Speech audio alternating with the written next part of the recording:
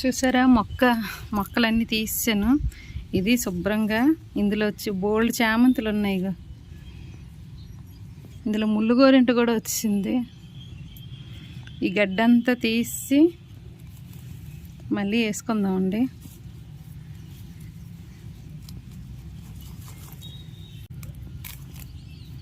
గడ్డి చూడండి బాగా బలిసేస్తుంది. మనం ఎప్పటికప్పుడు క్లీన్ చేసుకుంటూ ఉండాలి. మనం ఈ మధ్యన సరిగ్గా రాపడం వల్ల చూసారా చామంతి మొక్కలు. ఇంకా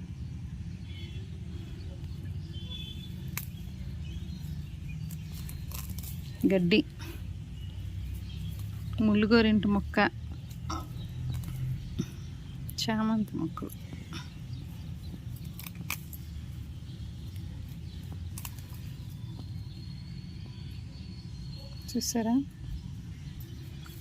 చూసారా బ్రహ్మకమలం లాగా ఉంది.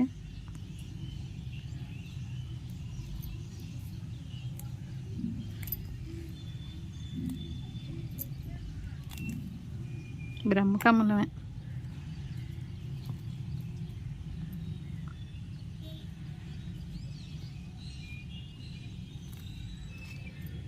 చూసారా ఏర్లు గట్ట ఎంత బాగా వచ్చాయో. చిన్న కొమ్మ ఉంటే దోపిసే నాకు బ్రహ్మకమలం.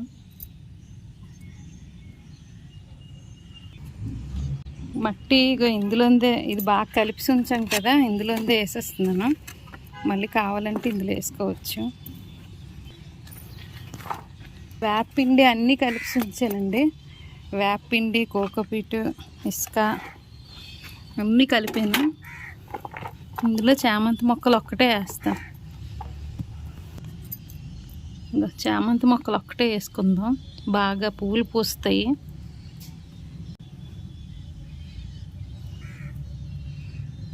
ఇంకా దీని మీద కొంచెం మట్టి వేస్తానండి.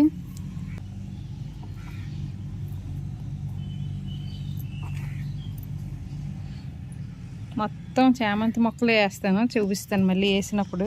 వేసిన తర్వాత మళ్ళీ చూపిస్తాను.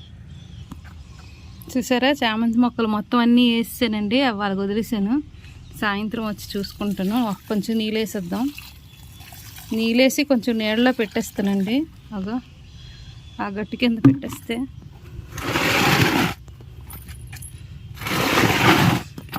అలాగే నీళ్ళలో ఉంటే కొంచెం మొక్కలన్నీ లేచిపోతాయి. Okay friends, bye.